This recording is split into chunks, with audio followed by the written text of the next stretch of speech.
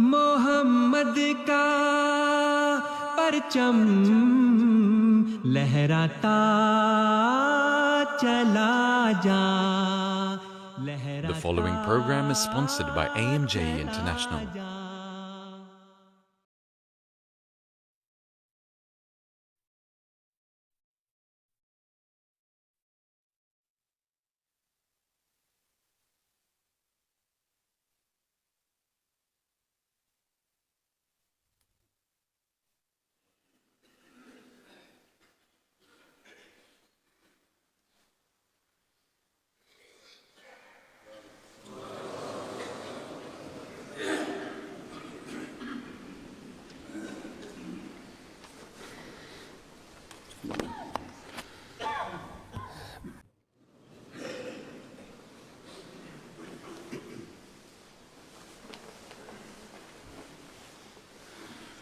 السلام علیکم ورحمۃ اللہ.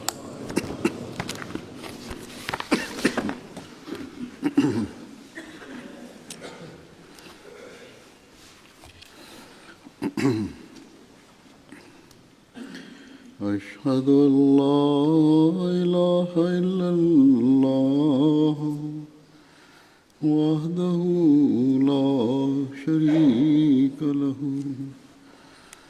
واشهد ان محمدا عبده ورسوله. اما بعد فاعوذ بالله من الشیطان الرجیم. بسم اللہ الرحمن الرحیم. الحمد للہ رب العالمین الرحمن الرحیم مالک یوم الدین. ایاک نعبد وایاک نستعین. اهدنا الصراط المستقيم صراط الذين أنعمت عليهم غير المغضوب عليهم ولا الضالين.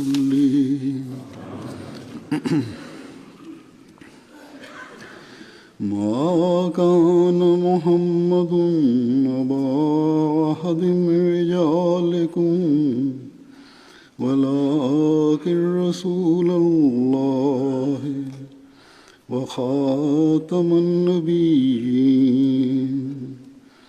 وكان الله بكل شيء عليما.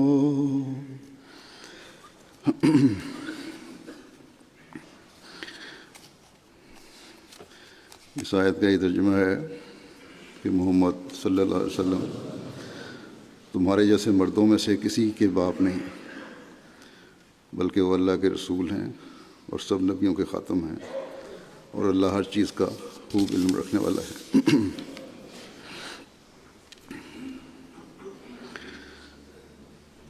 پاکستان میں وقتاً فوقتاً کسی نہ کسی بہانے سے احمدیوں کے خلاف سیاستدان بھی اور علماء بھی اپنا غبار نکالتے رہتے ہیں. ان کے خیال میں یہ سب سے آسان طریقہ ہے قوم کو اپنے پیچھے چلانے اور اپنا ہم نوا بنانے کا اور شہرت حاصل کرنے کا. اور سب سے بڑا ہتھیار جو مسلمانوں کے جذبات کو بھڑکانے کے لیے استعمال ہو سکتا ہے وہ ختم نبوت کا ہتھیار. بس جب بھی کسی سیاسی پارٹی کی ساکھ خراب ہو رہی ہو، جب بھی کسی سیاستدان کی پسندیدگی کا گراف گر رہا ہو یا معیار کم ہو رہا ہو،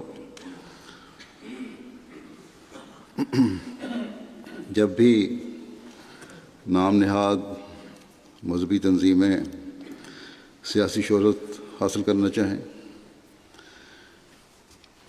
دوسری تنظیم، دوسری سیاسی پارٹی یا دوسرے سیاستدان کو نیچا دکھانا چاہیں، تو احمدیوں کے ساتھ ان کے تعلق جوڑ کر یہ کہتے ہیں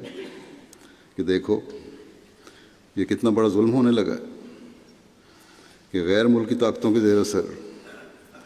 یہ لوگ احمدیوں کو مین سٹریم مسلمانوں میں شامل کرنا چاہتے ہیں، یہ کر رہے ہیں، جبکہ احمدی ان کے خیال میں ختم نبوت کے منکر ہیں۔ یہ کہتے ہیں، یہ نام نہاد اسلام کے درد رکھنے والے، کہ ہم ناموس رسالت پر آنچ نہیں آنے دیں گے اور کبھی ایسا ظلم نہیں ہونے دیں گے۔ یہ کتنا بڑا ظلم ہے کہ احمدیوں کو مسلمان کہا جائے، اور پھر یہ بھی کہتے ہیں کہ ہم اب اس کی خاطر اپنی جانیں بھی قربان کر دیں گے۔ اس پر دوسری پارٹی جو چاہے حکومت ہی کر رہی ہو، اس کے نمائندے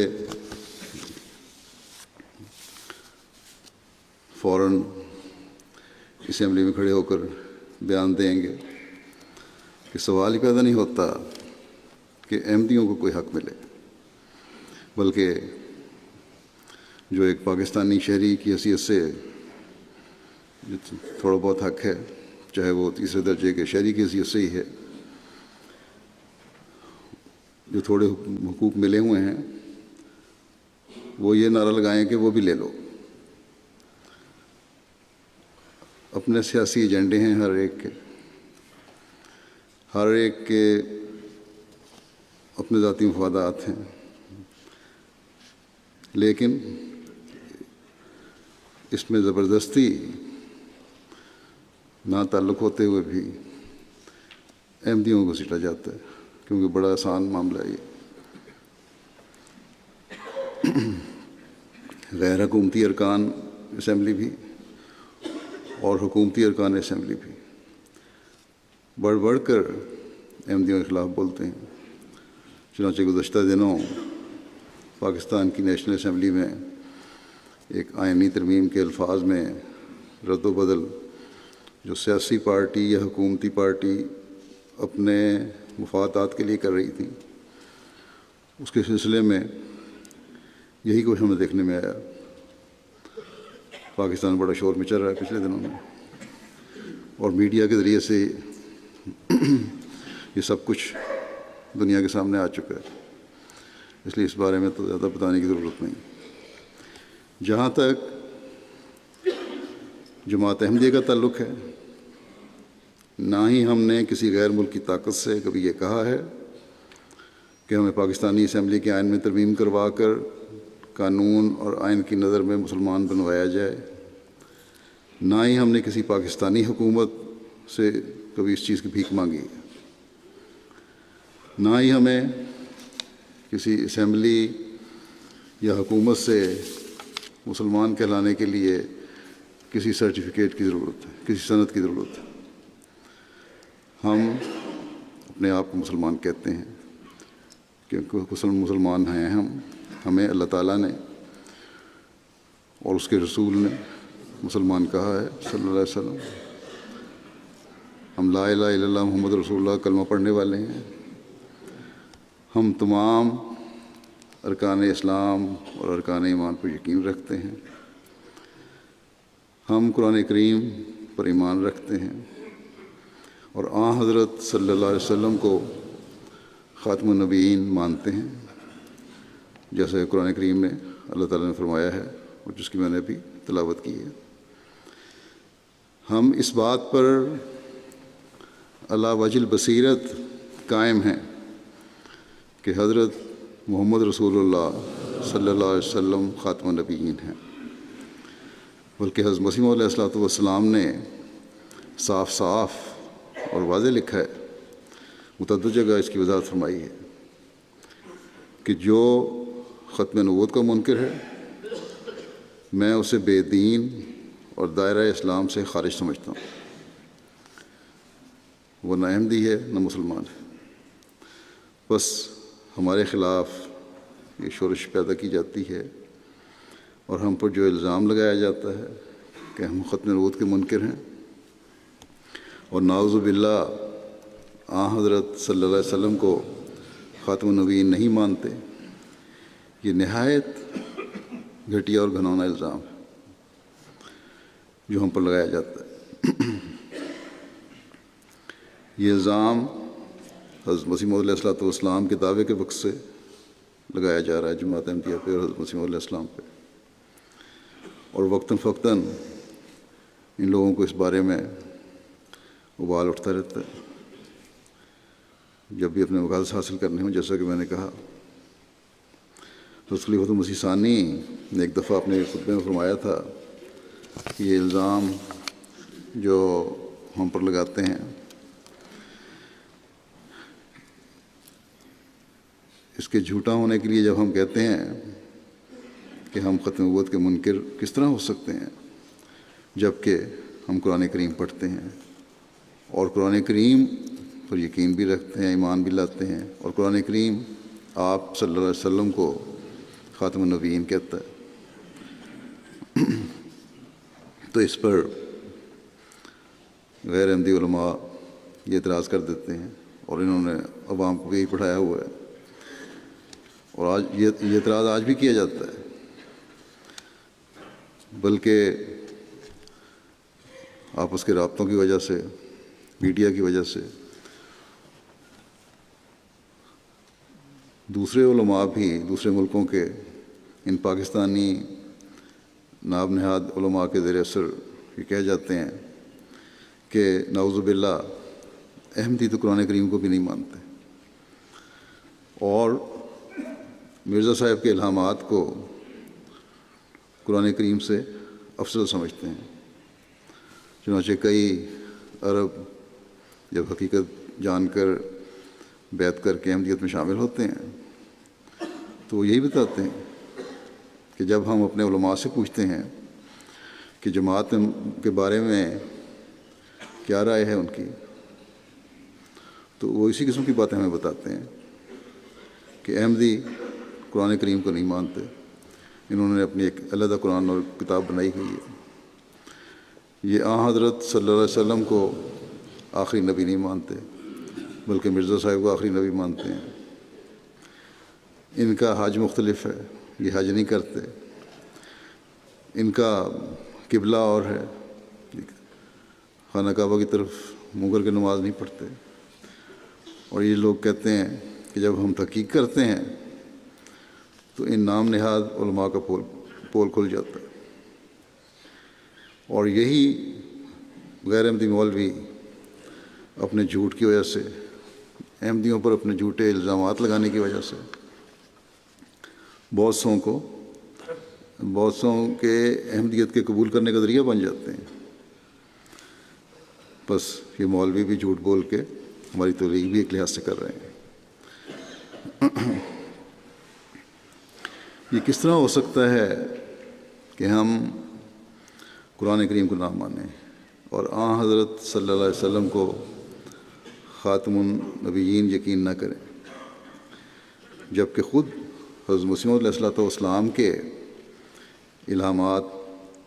قرآن کریم کو خدا تعالیٰ کی کتاب کہتے ہیں اور سب خیر کا چشمہ اسے سمجھتے ہیں، اور حضرت صلی اللہ علیہ وسلم کو خاتم النبیین کہتے ہیں، الہامات میں ذکر آیا ہے۔ چنانچہ آپ کا ایک الہام ہے قرآن کریم کے بارے میں کہ الخیر کلہ فی القرآن، کہ تمام بھلائی قرآن کریم میں ہے۔ اسی طرح آپ نے یہ بھی فرمایا جو قرآن کو عزت دیں گے وہ آسمان پر عزت پائیں گے۔ یہ کہیں نہیں فرمایا کہ میرے الہامات کو عزت دو۔ آپ کے الہامات قرآن کریم کے خادم ہیں، ان کی کوئی علیحدہ اور مستقل حیثیت نہیں ہے۔ جو بھی بھلائیاں ہم نے تلاش کرنی ہیں، جو بھی ہدایت ہم نے تلاش کرنی ہے، جو معاشرے کے کسی معاملے کے بارے میں ہم نے ہدایت لینی ہے تو وہ قرآن کریم سے ہی ہم لیتے ہیں، اور حضرت مسیح علیہ الصلوۃ والسلام کے بہت سے الہامات ان کی وضاحت اور تشریح بھی کرتے ہیں۔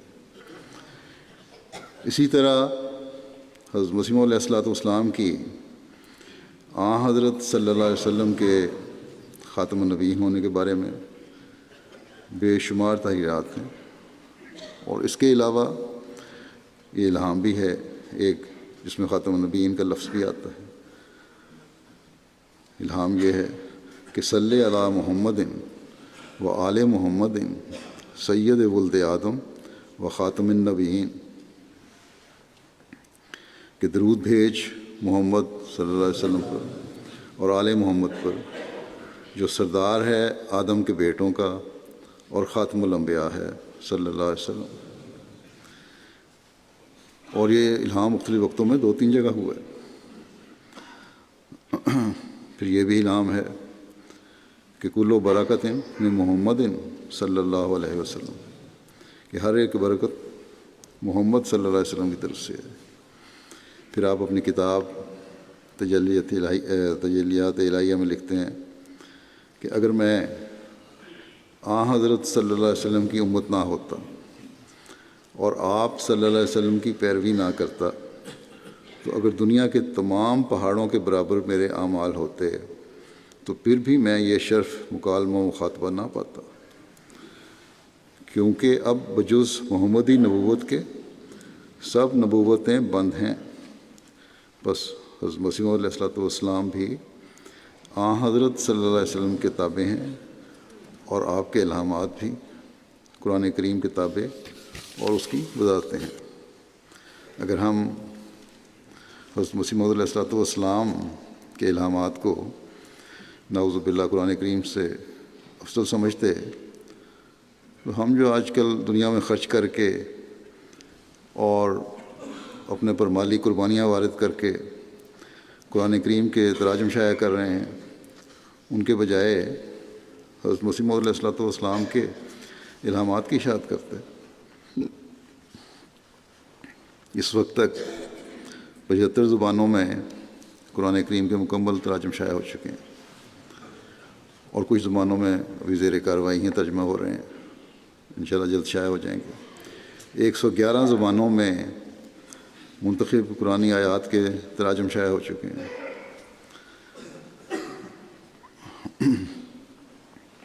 وہ بڑی بڑی اسلامی حکومتیں بتائیں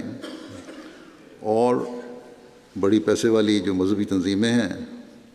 وہ تو ذرا بتائیں کہ انہوں نے کتنی زبانوں میں قرآن کریم کے ترجمے کی اشاعت کی ہے۔ خاتم النبیین کے حقیقی معنی اور روح کو بھی ہم احمدی سمجھتے ہیں، اور اللہ تعالیٰ کے اعلان حضرت صلی اللہ علیہ وسلم کے خاتم النبیین ہونے کی اشاعت بھی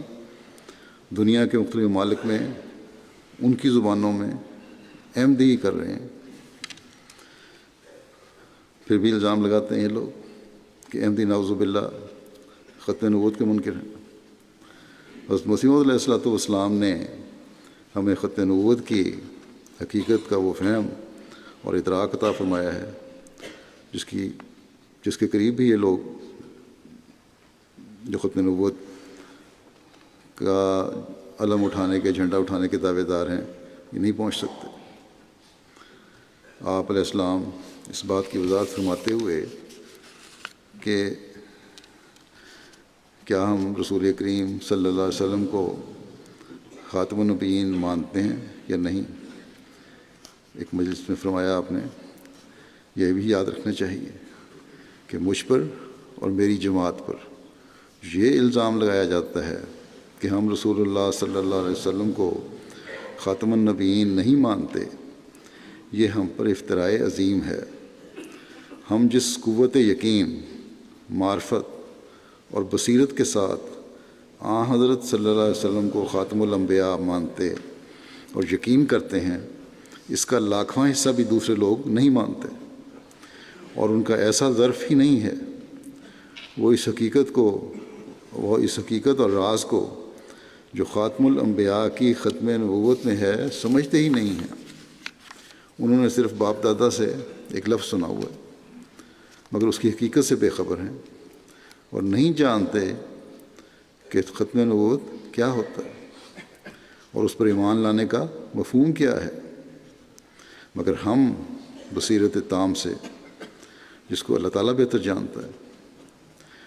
حضرت صلی اللہ علیہ وسلم کو خاتم الانبیاء یقین کرتے ہیں، اور خدا تعالیٰ نے ہم پر ختم نبوت کی حقیقت کو ایسے طور پر کھول دیا ہے کہ اس عرفان کے شربت سے جو ہمیں پلایا گیا ہے ایک خاص لذت پاتے ہیں جس کا اندازہ کوئی نہیں کر سکتا بجز ان لوگوں کے جو اس چشمے سے سیراب ہیں۔ پھر ختم نبوت کی حقیقت بیان کرتے ہوئے آپ فرماتے ہیں کہ ہمیں اللہ تعالیٰ نے وہ نبی دیا جو خاتم المومنین، خاتم العارفین اور خاتم النبیین ہے، اور اسی طرح پر وہ کتاب اس پر نازل کی جو جامع الکتب اور خاتم الکتب ہے، رسول اللہ صلی اللہ علیہ وسلم جو خاتم النبیین ہیں، اور آپ پر نبوت ختم ہو گئی تو یہ نبوت اس طرح پر ختم نہیں ہوئی جیسے کوئی گلا گھونٹ کر ختم کر دے، کسی کو مار دیا۔ ایسا ختم قابل فخر نہیں ہوتا، بلکہ رسول اللہ صلی اللہ علیہ وسلم پر نبوت ختم ہونے سے یہ مراد ہے کہ طبعی طور پر آپ پر کمالات نبوت ختم ہو گئے، یعنی وہ تمام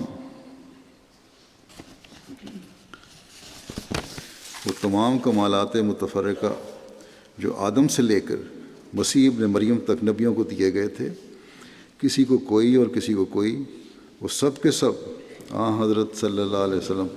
میں جمع کر دیے گئے، اور اس طرح پر تباً اب خاتم النبیین ٹھہرے۔ اور ایسا ہی وہ جمیع تعلیمات ساری تعلیمات جو ہیں وصایا اور معارف جو مختلف کتابوں میں چلے آتے تھے، جو پہلی شریعتوں میں تھے، وہ قرآن کریم شریف پر آ کر ختم ہو گئے، اور قرآن شریف خاتم الکتب ٹھہرا۔ بس یہ ہے وہ حقیقت جس سے ہمارے مخالف لا علم ہیں، اور جن علماء کے چنگل میں پھنسے ہوئے ہیں وہ انہیں اپنی گرفت سے باہر نکلنے نہیں دینا چاہتے، کہ اگر یہ حقیقت ان کے پیچھے چلنے والوں کو پتہ چل جائے تو پھر انہوں نے مذہب کو جو کاروبار بنایا ہوا ہے وہ کاروبار نہیں ان کا چل سکے گا۔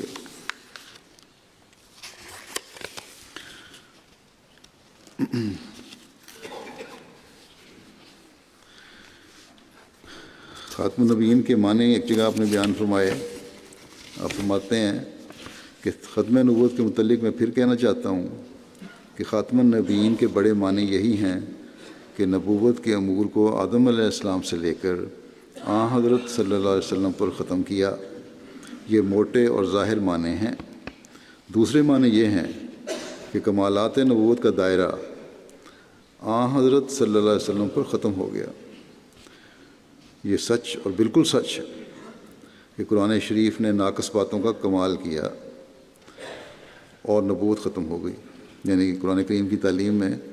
تمام وہ باتیں جو پہلے انبیاء کو تھیں اور ان کے معیار اتنے بلند نہیں تھے،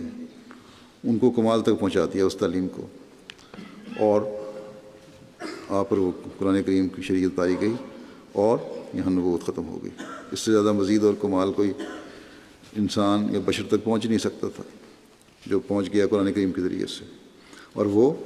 حضرت صلی اللہ علیہ وسلم پر اترا۔ فرمایا کہ اس لیے الیوم اکملت لکم دینکم کا مصداق اسلام ہو گیا۔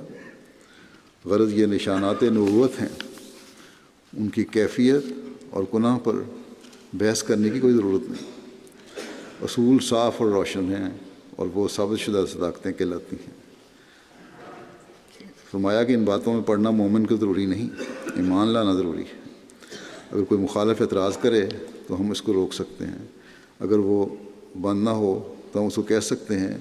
کہ پہلے اپنے جزوی مسائل کا ثبوت دے، جو اس کے مسائل ہیں ان کا تو ثبوت دے کہ وہ کس طرح حل کر رہا ہے۔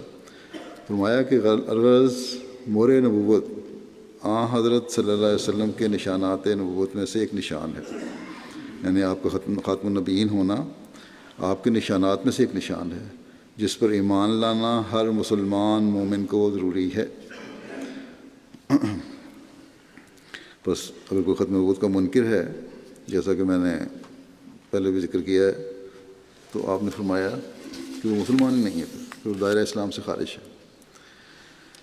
پھر ختم نبوت کے مقام اور اسلام کی برتری اور دوسرے مذاہب پر اس کی کیا فوقیت ہے، اس کو ثابت کرتے ہوئے آپ فرماتے ہیں کہ ختم نبوت کو یوں سمجھ سکتے ہیں کہ جہاں پر دلائل اور معرفت طبی طور پر ختم ہو جاتے ہیں، وہ وہی حد ہے جس کو ختم نبوت کے نام سے موسوم کیا گیا ہے۔ اس کے بعد ملحدوں کی طرح نکتہ چینی کرنا بے ایمانوں کا کام ہے۔ ہر بات میں فرمایا کہ ہر بات میں بینات ہوتے ہیں، باتیں کھلی کھلی ہوتی ہیں، اور ان کا سمجھنا معرفت کاملہ اور نور بصر پر موقوف ہے۔ کامل معرفت ہو انسان کو، دین کی علم ہو، اور اللہ تعالیٰ کی طرف سے نور بھی ملا ہو، تبھی یہ سب چیزیں سمجھ آ سکتی ہیں۔ فرمایا کہ رسول اللہ صلی اللہ علیہ وسلم کی تشریف آوری سے ایمان اور عرفان کی تکمیل ہوئی، دوسری قوموں کو روشنی پہنچی، کسی اور قوم کو بین اور روشن شریعت نہیں ملی۔ اگر ملتی تو کیا وہ عرب پر اپنا کچھ اثر نہ ڈال سکتے؟ باقی قوموں کو کامل شریعت ملی نہیں، جو تھے نبی آئے اپنے اپنے علاقے کے آئے، اور فرمایا کہ یہ دلیل ہے کہ عربوں کو کچھ نہیں پتہ تھا خدا تعالیٰ کے بارے میں یا دین کے بارے میں، اور جو جن کے علم میں بھی تھا، جن کے رابطے بھی تھے، انہوں نے بھی نہیں مانا، اس لیے کہ کامل شریعت نہیں تھی، کامل روشنی نہیں تھی۔ اگر ہوتی پہلے دنوں میں کامل روشنی تو عربوں پر بھی اثر پڑنا چاہیے تھا۔ فرمایا کہ عرب سے وہ آفتاب نکلا کہ جس نے ہر قوم کو روشن کیا اور ہر بستی پر اپنا نور ڈالا، لیکن یہ آن حضرت صلی اللہ علیہ وسلم کا مقام ہے۔ وہ سورج، روشن سورج ہیں آپ، جنہوں نے ہر قوم کو روشن کیا، ہر جگہ، ہر کونے میں، ہر شہر میں آپ کا نور پہنچا۔ فرمایا کہ یہ قرآن کریم ہی کو فخر حاصل ہے کہ وہ توحید اور نبوت کے مسئلے میں کل دنیا کے مذاہب پر فتح یاب ہو سکتا ہے۔ توحید اور نبوت کے جو مسائل اللہ تعالیٰ قرآن کریم میں بیان فرمائے ہیں، وہ ایسے دلائل ہیں جو پہلے کسی مذہب کو دیے نہیں گئے۔ بس یہ مطلب ہے کہ شریعت کامل ہو گئی اور آن حضرت صلی اللہ علیہ وسلم خاتم الانبیاء کہلائے۔ فرمایا کہ اس فخر کا مقام ہے کہ ایسی کتاب مسلمانوں کو ملی ہے جو لوگ حملہ کرتے ہیں اور تعلیم و ہدایت اسلام پر معترض ہوتے ہیں، وہ بالکل کور باطنی اور بے ایمانی سے بولتے ہیں۔ بس اسلام ہی ہے جو عرب سے نکلا اور دنیا کے کونے کونے میں پھیل گیا، اور آج تک اپنی اصل تعلیم کے ساتھ دنیا کے ہر کونے میں پھیل رہا ہے۔ اور آج جماعت احمدیہ اپنی تمام تر طاقتوں اور وسائل کے ساتھ توحید اور نبوت کے مقام کو دنیا کے ہر قصبے اور گاؤں اور گلی میں پھیلا رہی ہے۔ بس ہم ہیں جو صحیح ادراک رکھنے والے ہیں ختم نبوت کا اور آپ پر اتری شریعت کا۔ یہ حضرت مسیح موعود علیہ الصلوۃ والسلام ہی ہیں جنہوں نے دوسرے مذاہب کو آن حضرت صلی اللہ علیہ وسلم کے مقام کے بارے میں کھول کر بتایا، اور نہ صرف آپ کا مقام بتایا بلکہ یہ بھی فرمایا کہ پہلے تمام انبیاء کی تعلیم اس قدر تبدیل ہو چکی ہے کہ ان نبیوں کے مقام اور سچائی کا پتہ نہیں چل سکتا کہ وہ سچے بھی تھے کہ نہیں۔ یہ بھی آپ صلی اللہ علیہ وسلم کا ہی مقام ہے جو پہلے انبیاء کی حقیقت اور سچائی بتائی۔ چنانچہ فرماتے ہیں تعلیم وہی کامل ہو سکتی ہے جو انسانی قوا کی پوری مربی اور متکفل ہو، نہ یہ کہ ایک ہی پہلو پر واقع ہوئی ہو۔ انجیل کی تعلیم کو دیکھو کہ وہ کیا کہتی ہے اور اس کے بالمقابل قوا کی کیا تعلیم دیتی ہے۔ انسانی قوا اور فطرت خدا تعالیٰ کی فعلی کتاب ہے۔ انسان کے قوا جو ہیں، اس کی فطرت جو ہے، خدا تعالیٰ کی کتاب کا عملی ایک اظہار ہے۔ بس اس کی قولی کتاب جو کتاب اللہ کہلاتی ہے یا اسے تعلیم الہی کہو، اس کی ساخت اور بناوٹ کے مخالف اور متضاد کیوں کر ہوگی؟ اللہ تعالیٰ نے قرآن کریم میں جو اس کی قولی کتاب ہے، جو ہدایت اتاری ہے، جو تعلیم دی ہے، وہ قرآن کریم ہے، کتاب اللہ کہلاتی ہے۔ اور فطری تعلیم جو انسانی حالتیں ہیں وہ اس کے خلاف نہیں ہو سکتی، کیونکہ آپ نے فرمایا کہ وہ اللہ تعالیٰ کی انسان کی فطرت جو ہے اور انسانی قوا کی حالت اور طاقت جو ہے وہ اللہ تعالیٰ کی فعلی کتاب ہے اور شریعت اس کی قولی کتاب ہے۔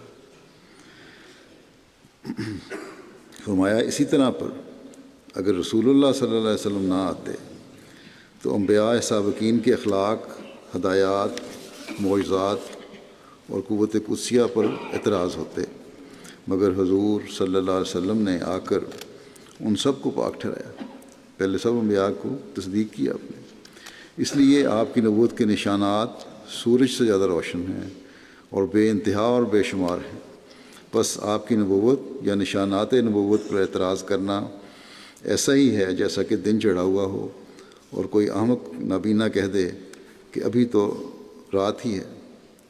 میں پھر کہتا ہوں کہ دوسرے مذاہب تاریکی ہی میں رہتے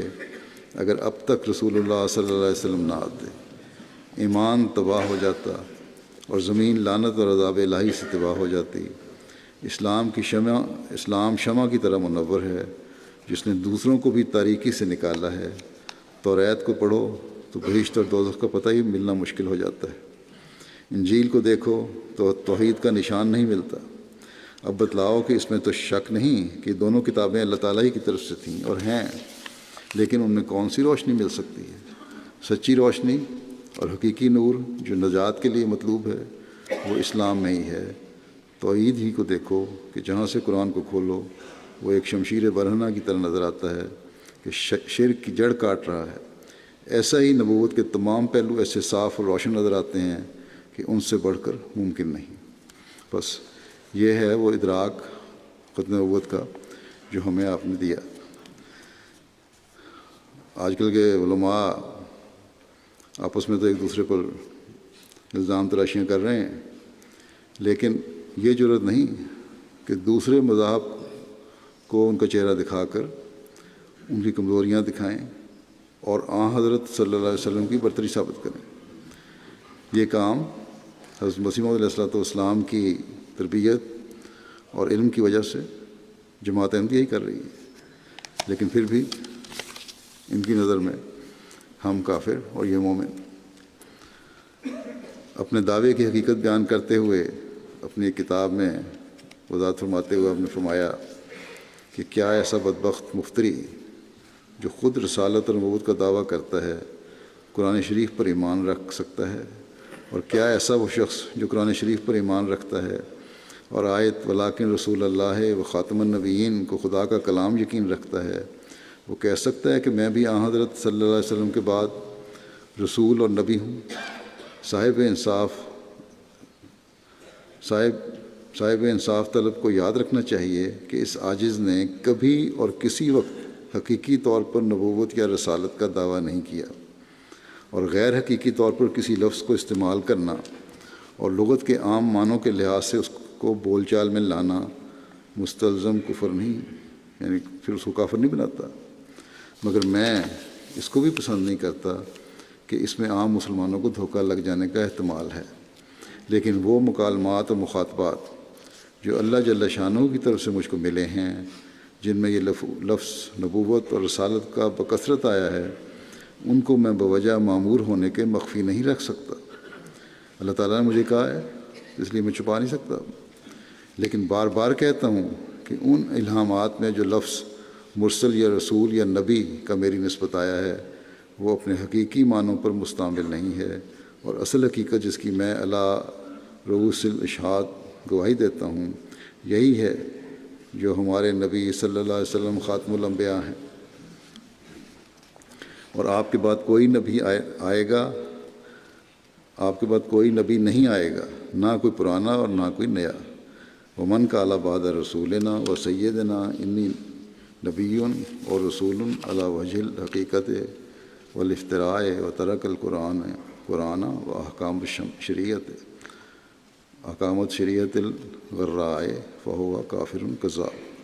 فرمایا کہ غرض ہمارا مذہب یہی ہے کہ جو شخص حقیقی طور پر نبوت کا دعویٰ کرے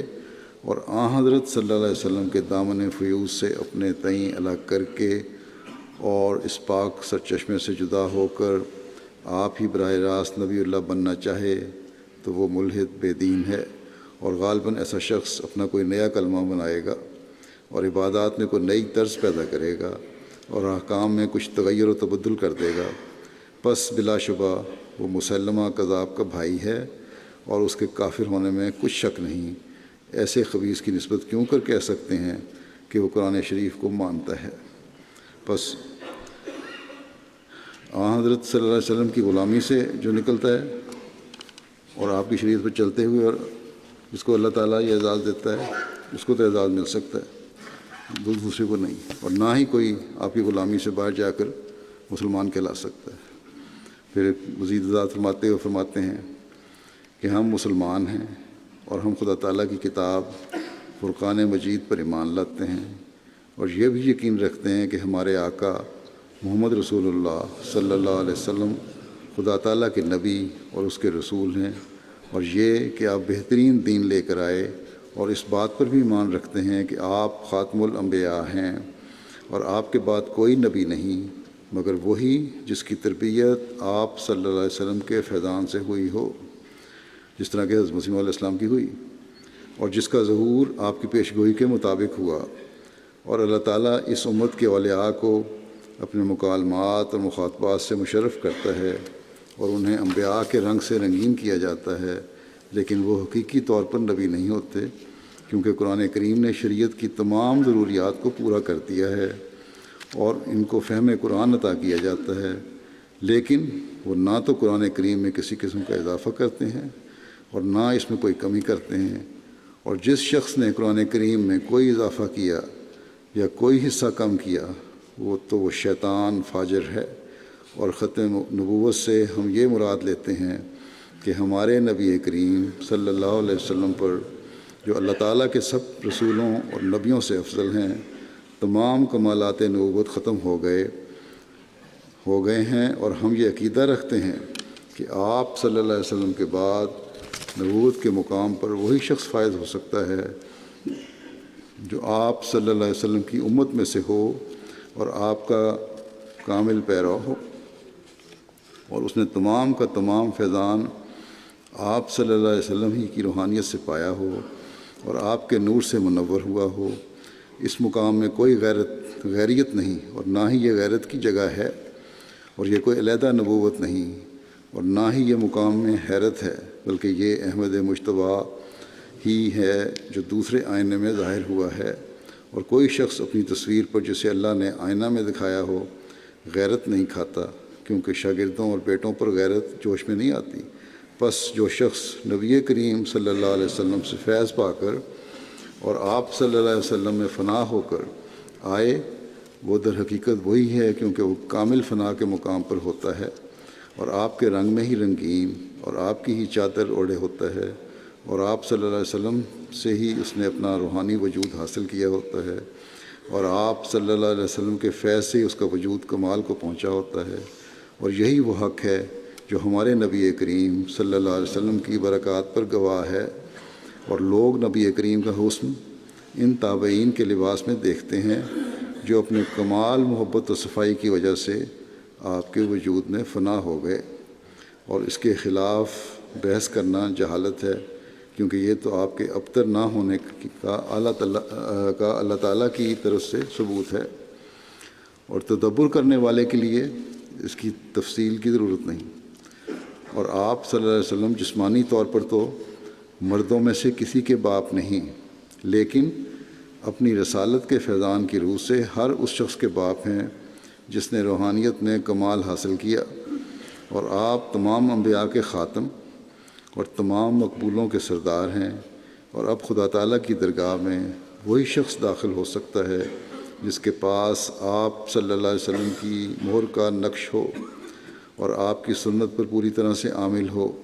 اور اب کوئی عمل اور عبادت آپ صلی اللہ علیہ وسلم کی رسالت کے اقرار کے بغیر اور آپ کے دین پر ثابت قدم رہنے کے بدوں خدا تعالیٰ کے حضور مقبول نہیں ہوگی۔ اور جو آپ صلی اللہ علیہ وسلم سے الگ ہو گیا اور اس نے اپنے مقدور اور طاقت کے مطابق آپ کی پیروی نہ کی، وہ ہلاک ہو گیا۔ آپ کے بعد اب کوئی شریعت نہیں آ سکتی، اور نہ کوئی آپ کی کتاب اور آپ کے احکام کو منسوخ کر سکتا ہے، اور نہ کوئی آپ کے پاک کلام کو بدل سکتا ہے، اور کوئی بارش آپ کی موسلا دھار بارش کی مانند نہیں ہو سکتی۔ اور جو قرآن کریم کی یعنی روحانی بارش اور جو قرآن کریم کی پیروی سے ذرا بھر بھی دور ہوا، وہ ایمان کے دائرے سے خارج ہو گیا، اور اس وقت تک کوئی شخص ہرگز کامیاب نہیں ہو سکتا جب تک وہ ان تمام باتوں کی پیروی نہ کرے جو حضرت صلی اللہ علیہ وسلم سے ثابت ہیں۔ اور جس نے آپ صلی اللہ علیہ وسلم کے وصایا میں سے کوئی چھوٹی سی وصیت بھی ترک کر دی تو وہ گمراہ ہو گیا۔ اور جس نے اس امت میں نبوت کا دعویٰ کیا اور یہ اعتقاد نہ رکھا کہ وہ خیر البشر محمد مصطفیٰ کا ہی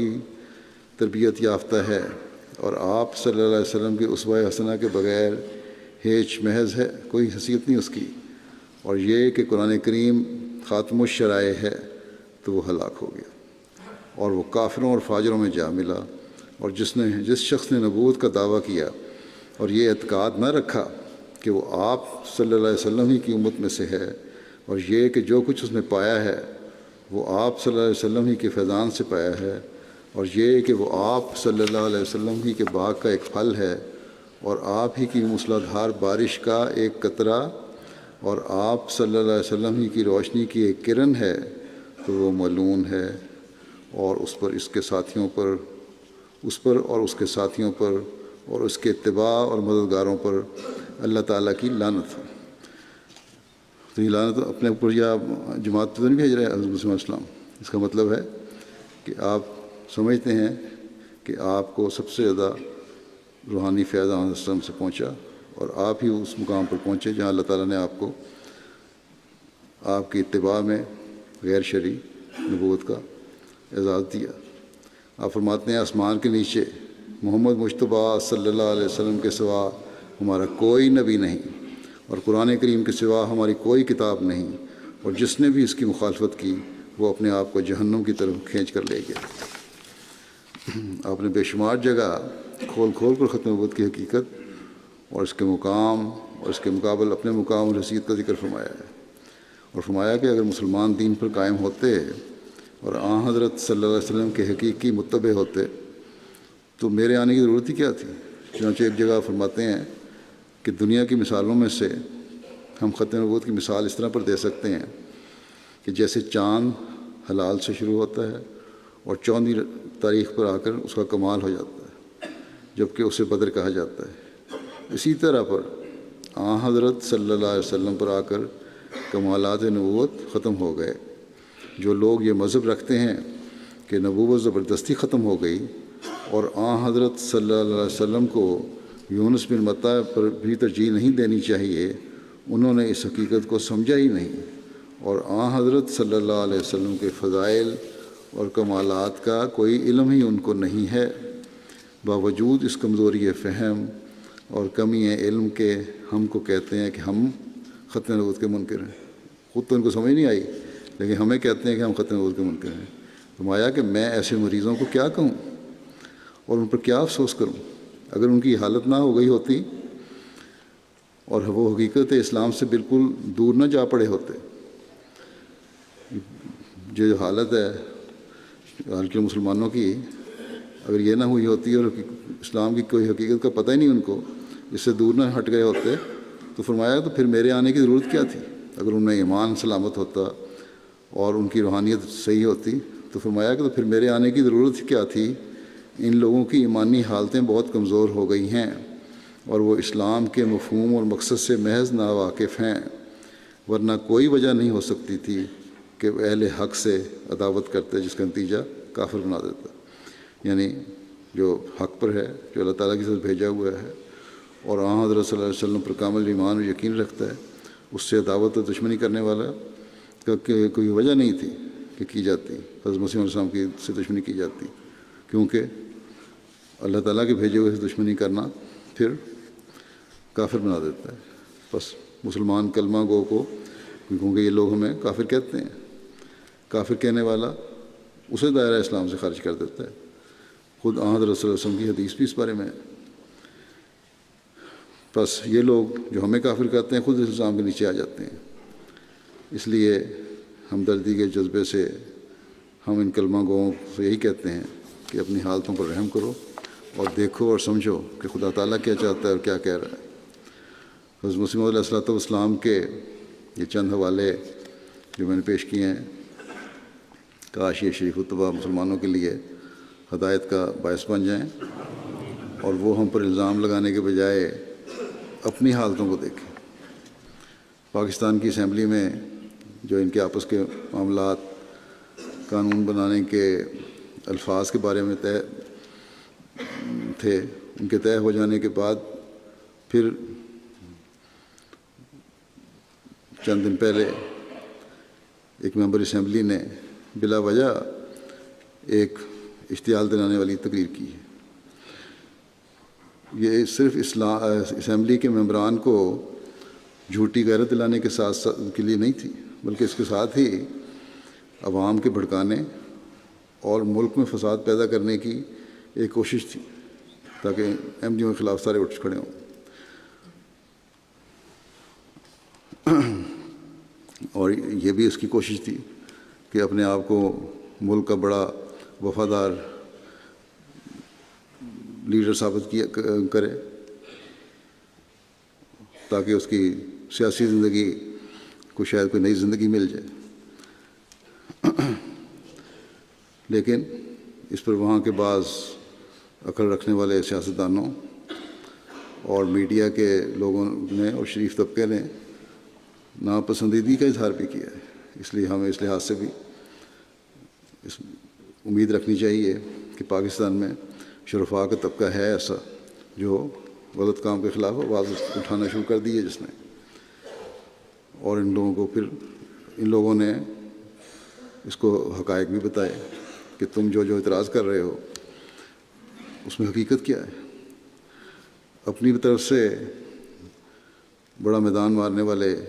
اس ممبر اسمبلی نے کہا کہ ہماری غیرت گوارا نہیں کرتی کہ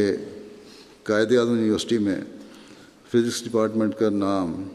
ڈاکٹر عبدالسلام صاحب کے نام پر رکھا جائے، کیونکہ وہ کافر ہیں، وہ ختم نبوت یقین نہیں رکھتے. یہ نام رکھنے والا کو یہ سوچنا چاہیے تھا، تو جس نے یہ نام رکھا ہے وہ بھی تو خود ان کی اپنی پارٹی کے وزیر اعظم تھے اور صدر تھے، اور یہی نہیں بلکہ ان کے اس ممبر اسمبلی کے سسر بھی ہیں. اس وقت کیوں نہ غیرت دکھائی، اس وقت کیوں نہ غیرت کا اظہار کیا جب یہ سب کچھ رکھا جا رہا تھا؟ صرف اس لیے کہ اب کیونکہ اس پارٹی پر الزام لگ رہا ہے اور یہ سمجھتے ہیں کہ ہم بچانے کا ایک ہی ذریعہ ہے کہ احمدیوں کے خلاف جو کچھ منہ میں آتا ہے وہ بولتے چلے جاؤ. باقی جہاں تک احمدیوں کا سوال ہے، ہمیں اس سے کوئی فرق نہیں پڑتا کہ نام رکھا ہے یا نہیں رکھا، بلکہ ڈاکٹر سلام مرحوم کے قریب ترین جو لوگ ہیں ان کی اولاد ہے. تو جس دن یہ نام رکھا گیا تھا اسی دن ڈاکٹر سلام صاحب مرحوم کے بیٹے نے اور ان کی تمام اولاد نے وزیر اعظم پاکستان کو خط لکھا تھا، جس کا جواب نہیں آیا. کہ ہمیں حیرت ہے کہ ڈاکٹر صاحب کی وفات کے 20 سال کے بعد پاکستان کی حکومت کو یہ خیال آیا کہ پاکستان کے اس نامور سائنسدان کے نام پر کسی ڈپارٹمنٹ کا نام رکھا جائے. انہوں نے یہ بھی لکھا کہ باوجود اس کے کہ میرے باپ کو پاکستان کے آئین نے غیر مسلم قرار دیا تھا اور اس بات کا انہیں صدمہ بھی تھا، لیکن اس کے باوجود انہوں نے اپنی پاکستانی شہریت نہیں چھوڑی، بلکہ ان کو برطانیہ، اٹلی، حتیٰ کہ انڈیا کی طرف سے بھی شہریت لینے کی پیشکش ہوئی تھی.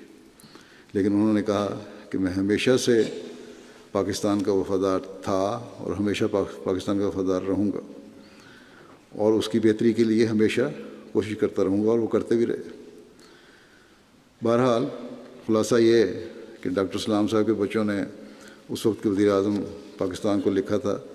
کہ ہم مسلمان ہیں اور ہمیں جماعت احمدیہ سے اللہ تعالیٰ کی رضا کی خاطر تعلق ہے، ہم نے مسیح موت کو مانا ہے۔ اس لیے ہم سلام خاندان کے افراد جو ہیں، ڈاکٹر سلام کے بچے جو ہیں، اس لیے کہ ہمارے حقوق پاکستان میں ادا نہیں کیے جا رہے، جو ہم کہتے ہیں وہ ہمیں سمجھا نہیں جاتا، حکومت کے اس فیصلے پر خوشی کے اظہار کے بجائے نا تعلقی کا اظہار کرتے ہیں، اپنے آپ کو اس سے ڈس ایسوسیٹ کرتے ہیں۔ تو یہ تو ڈاکٹر سلام صاحب کے بچوں کا رد عمل تھا۔ اگر پاکستان کی اسمبلی یہ نام بدلنا چاہتی ہے تو بڑی خوشی سے بدلے۔ اسلام خاندان کو یا جماعت احمدیہ کو اس سے کوئی فرق نہیں پڑتا۔ پھر کہتے ہیں کہ احمدیوں کو فوج میں بھرتی نہیں کرنا چاہیے۔ آج تک کی پاکستان کی تاریخ تو یہ بتاتی ہے کہ احمدی جتنے بھی فوج میں گئے انہوں نے ملک کی خاطر ہر قربانی دی۔ عام طور پر قربانیاں لوگوں کی سپاہی یا جونیئر کمیشنڈ افسر یا زیادہ سے زیادہ کرنل میجر تک کے لوگوں کو دیتے ہیں، لیکن احمدی وہ ہیں جن کے لوگ جنرل کے رینک تک بھی پہنچے تو اگلے مورچوں پر رہے اور شہید بھی ہوئے، تو احمدی جنرل۔ اس کو آج کل پاکستانی میڈیا بھی زیر بحث لا رہا ہے، حقائق سامنے ہیں۔ وہ کہتے ہیں یہ کیا تم باتیں کرتے ہو، اور انہوں نے نام لیے، پھر جنرل اختر کے، جنرل علی کے، میڈیا میں نام لیا جا رہا ہے، جنرل افتخار کا جو شہید ہوئے تھے۔ تو یہ ممبر صاحب جو بڑی دھواں دار جنہوں نے تقریر کی تھی، یہ تو فوج میں کیپٹن کے عہدے تک پہنچے اور پھر وزیر اعظم یا وزیر اعلیٰ کا داماد بننے کی وجہ سے فوج سے استعفیٰ دے دیا اور پیسے کی دوڑ میں شامل ہو گئے اور سیاست میں آ گئے۔ اگر حب الوطنی کا جذبہ تھا تو پھر ان کو فوج میں رہنا چاہیے تھا اور ملک کی خاطر قربانی دینی چاہیے تھی۔ اسی طرح احمدیوں پر یہ اعتراض کیے جاتے ہیں کہ یہ قوم کی خدمت نہیں کرتے، یہ قوم کے وفادار نہیں، لیکن میں پورے وثوق سے یہ کہہ سکتا ہوں کہ آج پاکستان میں احمدی ہیں جو حب الوطن من الایمان پر یقین رکھتے ہیں اور اس پر عمل کرتے ہیں، اپنا جان مال قربان کرنے والے ہیں اور کر رہے ہیں۔ سیاسی دکانداری چمکانے کے لیے صرف تقریریں کرنے والے نہیں ہیں، اور نہ ہمارا سیاست سے کوئی تعلق ہے۔ ہم مذہب کی خاطر جان دینے والے تو ہیں، لیکن مذہب کے نام پر سیاست چمکانے والے اور مذہب کے نام پر خون کرنے والے نہیں ہیں۔ ہم حضرت صلی اللہ علیہ وسلم کو خاتم النبیین تو مانتے ہیں اور آپ کی اور دل سے مانتے ہیں، اور آپ کی ناموسی خاطر ہر قربانی دیتے ہیں اور دینے کے لیے تیار ہیں، اور دے رہے ہیں اور انشاءاللہ دیتے رہیں گے۔ ہر احمدی کا یہ فرض بنتا ہے، پاکستانی احمدی کا فرض ہے کہ یہ دعا کرتا رہے کہ اللہ تعالیٰ اس ملک کو جس کی خاطر احمدیوں نے بڑی قربانیاں بھی دی ہیں، ابتدا سے لے کر اب تک قربانیاں دے رہے ہیں، اسے اللہ تعالیٰ ہمیشہ سلامت رکھے، اور ظالم جابر لیڈروں اور مفاد پرست علماء سے اسے بچائے، اور دنیا کے آزاد اور باوقار ملکوں میں پاکستان کا بھی شمار ہونے لگے۔